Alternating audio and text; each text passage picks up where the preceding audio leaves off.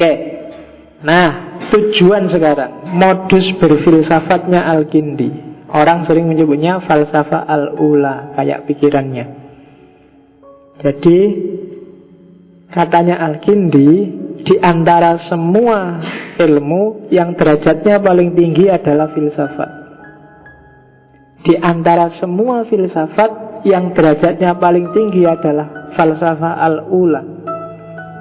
Apa sih falsafah al-ula? Itu adalah pengetahuan filsafat tentang al-haq al-ula, yaitu tentang Tuhan, yang dia jadi ilah likulli syai'.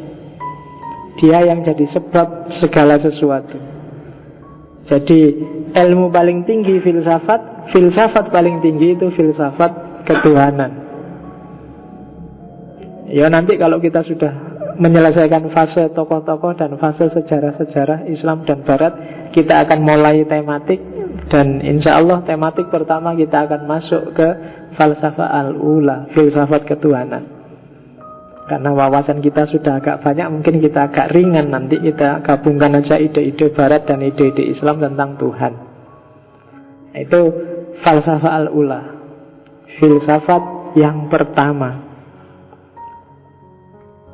Oke, sekarang kita lihat pelan-pelan satu-satu pikiran-pikirannya Al-Kindi.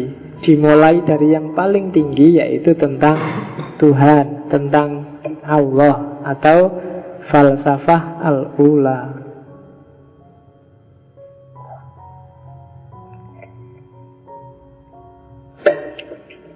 Pikiran-pikirannya Al-Kindi simple. Kalau mau dimasukkan akal agak gampang. Syaratnya tadi jangan baca buku terjemahan ya. Kalau kamu baca buku terjemahan biasanya dibikin bingung, tidak karu-karuan. Oke. Tuhan bagi Al-Kindi adalah satu-satunya al-wahid al-haq. Sementara semua yang bukan Tuhan itu adalah al-wahid bil majas. Hanya Tuhanlah yang wahidnya tidak ada konotasi jamak. Semua yang lain punya konotasi jamak. Contohnya gini, teh. Ini teh cuma satu gelas, ya kan? Ini kan esa juga berarti kan? Teh ini satu-satunya di sini, nggak ada temennya. Kalau ini habis susah aku. Makanya jangan tak minum banyak-banyak, nanti habis.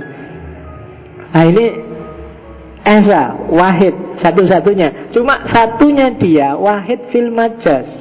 Kenapa? Karena kamu bisa menyimpulkan, yo ada banyak jenis teh lain yang selain ini. Kamu lihat gajah misalnya, ada gajah lewat, loh itu gajah. Tapi kamu ngerti ini gajah, tapi sekaligus kamu kan tahu ada banyak jenis gajah lain, sehingga kamu menyebut dia gajah. Jadi dalam yang tunggal terkandung yang banyak gitu.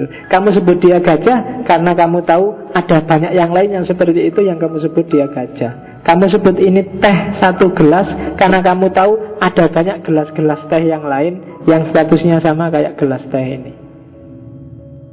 Saya lihat kamu, loh kamu manusia ya, loh ini manusia ya. Jadi saya lihat satu tahu manusia, padahal kamu sendirian misalnya. Tapi kan karena di kepalaku ada pandangan bahwa banyak yang kayak kamu yang namanya juga manusia.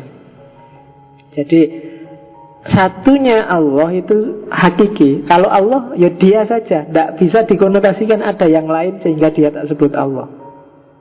Tapi kalau satunya manusia, satunya yang bukan Allah, itu satu fil majas. Dia punya konotasi banyak. Jadi kamu lihat saya sebagai manusia karena saya adalah satu di antara banyak manusia yang lain. Aku lihat, oh ini teh karena aku menyimpulkannya dari banyak teh yang lain sebelumnya. Tapi kalau Tuhan tidak bisa seperti itu. Satu-satunya yang wahidnya sejati, yang wahidnya hakiki itu Allah. Sementara wahidnya semua yang lain itu tidak hakiki. Wahidnya wahid majasi. aku kok sendirian ya malam ini. Enggak, itu majasi. Kamu gak sendirian, banyak yang kayak kamu yang juga kesepian. Jangan takut, ya kan? Perasaan di kelas ini aku paling bodoh ya. Enggak, jangan takut, sung bodoh wakeh. Kamu aja jangan. Itu loh. Perasaan aku paling cakep deh. Katanya siapa? Banyak yang juga cakep kayak kamu. Jangan GR. Nah itu selalu bisa begitu kalau makhluk. Selalu ada tandingannya. Sementara kalau Allah nggak bisa. Nggak bisa, oh banyak yang maha kuasa yang lain selain Allah, nggak bisa. Satu-satunya yang wahid fil hakikoh itu hanya Allah. Dan Tuhan adalah wujud sempurna yang tidak didahului wujud yang lain. Dan tidak berakhir wujudnya, dan tidak ada wujud yang lain kecuali disebabkan olehnya, kecuali dengannya. Kalau ini standar, setiap orang sudah ngerti. Nanti di belakangan kita buktikan kenapa Tuhan itu disebut wujud yang sempurna. Dan kalau kamu jelajahi falsafah al-ula, Tuhan itu yang pertama-tama tidak dapat dipahami oleh akal. Jadi Al-Kindi mengembangkan satu jenis teologi, satu jenis cara berpikir tentang Tuhan yang disebut teologi negatif. Jadi kalau di Al-Kindi, satu-satunya sifat Tuhan yang boleh disebut secara positif adalah keesaannya, bahwa dia wahid, bahwa dia satu. Di luar itu tidak boleh ada yang disebut secara positif. Ini pengaruhnya Mu'tazilah. Tuhan, untuk memahami Tuhan harus secara negatif. Secara negatif itu harus pakai tidak. Tuhan itu tidak beranak, tidak diperanakkan, tidak makan, tidak minum, tidak nongkrong, tidak ngaji. Selalu mendefinisikan serba tidak. Tidak bisa secara positif. Kalau secara positif mesti keliru, mesti orang bisa jadi salah paham, karena akal nggak nyampe. Jadi apa yang muncul di akalmu tentang Tuhan, tidakkan itu, apa bahasanya, pokoknya tolak itu, maka itulah Tuhan yang benar. Jangan diafirmasi. Jadi Tuhan itu kan maha kuasa. Enggak maha kuasa. Kalau maha kuasa seperti yang ada di kepalamu, tidak kan itu. Tuhan kan maha penyayang. Kalau maha penyayang seperti definisi yang kamu pahami di kepalamu, maka Tuhan tidak seperti itu. Itu namanya teologi negatif. Kenapa Al-Kindi bilang begitu? Karena kita nggak nyampe. Akal kita itu terbatas, karena kita itu bikinannya Allah. Kita itu robotnya Allah. Robot tidak akan bisa menjangkau yang bikin dia. Sak canggih-canggihnya robot, dia pasti dalam kendali yang ngatur dia. Jadi akal tidak akan nyampe. Pikiranmu hanya bisa masuk ke kategori-kategorinya, tidak bisa masuk ke hakikatnya. Makanya kan Nabi ada yang diriwayatkan pernah bersabda bahwa jangan berpikir tentang zatnya Tuhan. Bukan berarti terus kamu haram mikir.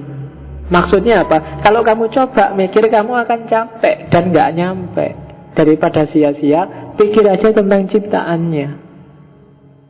Kalau pakai makhluknya bisa, pakai analogi bisa. Tapi kalau langsung berpikir tentang Tuhan, akal gak nyampe. Maka satu-satunya cara adalah negasi.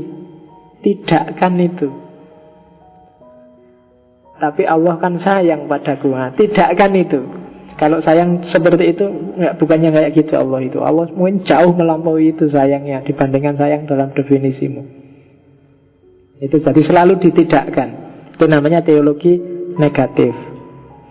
Terus Allah itu tidak punya hakikat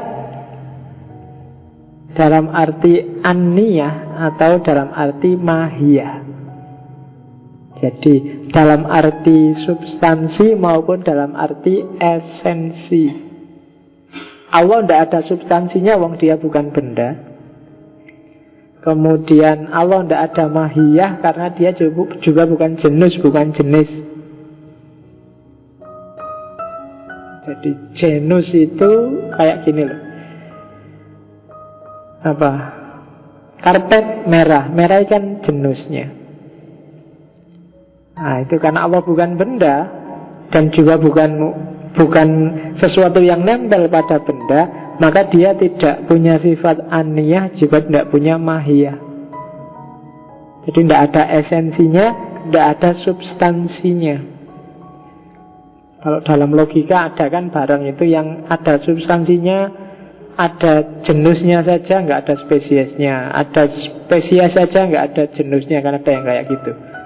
Misalnya ada yang tidak ada spesiesnya, misalnya warna. Warna itu kan ada jenisnya, tapi tidak ada spesiesnya. Maka kamu susah mendefinisikan warna. Warna kuning adalah apa ya? Susah kan? Karena dia tidak ada spesiesnya. Oke, dan Tuhan tidak ada semuanya, nggak ada dua-duanya. Mahiyahnya nggak ada, aniyahnya juga nggak ada, substansinya nggak ada, esensinya juga nggak ada. Kenapa sampai begini? Ya karena Tuhan memang serba tidak, serba tidak, serba no. Apapun deskripsimu tentang Allah, jawab saja dengan tidak begitu. Kamu tidak disuruh, kalau bagi Al-Kindi, untuk merumuskan apa itu Allah. Satu-satunya kalau kamu berhadapan dengan Allah, yang disuruh padamu adalah tunduk dan patuh. Apa maunya Allah? Gak usah capek-capek kamu mikir kayak gimana ya sebenarnya Allah itu. Tidak penting. Yang penting adalah apa maunya Allah, kamu ikut.